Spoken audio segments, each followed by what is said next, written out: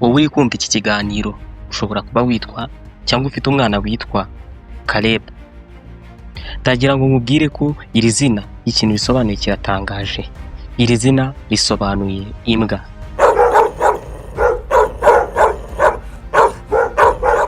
Unyumvishe neza kuko Caleb bisobanuye imbwa.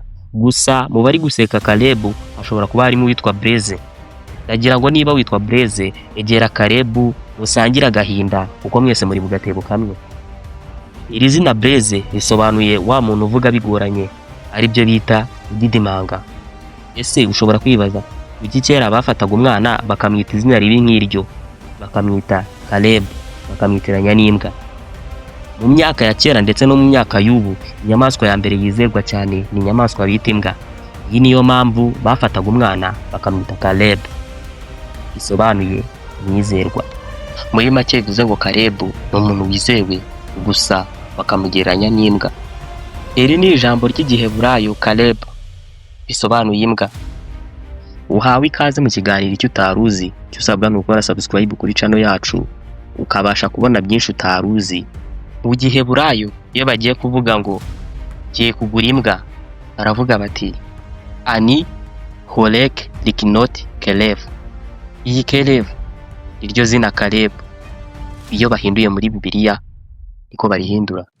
Bivuze ngo niba witwa cyangwa warise umwana wawe Caleb wamwise imbwa, gusa impamvu bari mwisese uko umwanga, ahubwo nuko bisobanuye mwizerwa.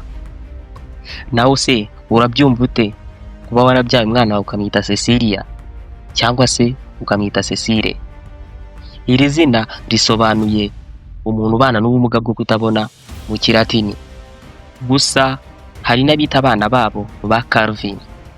Iri zina Calvin mu Gifaransa benshi muzi icyo bisobanuye.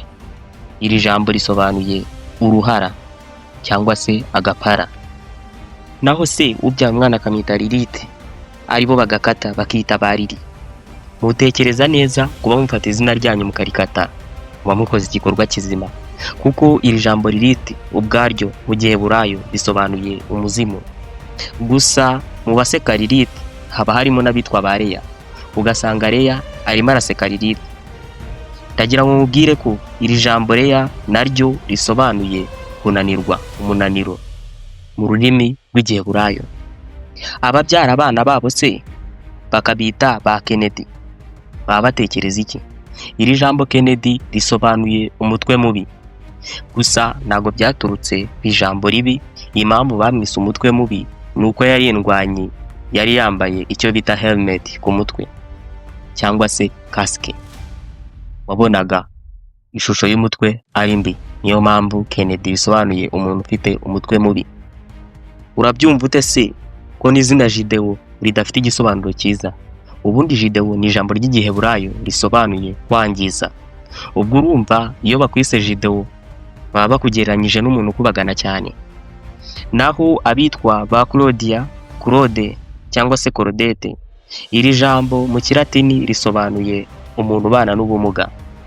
Aba bana n'ubumuga nibo bita ba Claudia, Claude cyangwa se Claudette. Babyeyi ni ukubanza kwitondera amazina mwita abana banyu kugira ngo mutazabita amazina mabi. Amazina tubonye harimo Caleb bisobanuye imbwa, hakabamo Blaise bisobanuye kudidimanga, hakabamo Kennedy bisobanuye umutwe mubi, ndetse hakabamo na Cecilia bisobanuye ubana n'ubumuga bwo kutabona, Claudia, Claude na Claudette bisobanuye umuntu ubana n'ubumuga, ndetse na Calvin bisobanuye uruhara, Lilith cyangwa Lili bisobanuye umuzimu, Leya umuntu uhora unaniwe, ndetse na Gideon umuntu ukubagana. Mwakoze cyane kudukurikirana. Ura subscribe ubashe kubona ibikurikira. Yari njyewe Nihimbazwe Christian.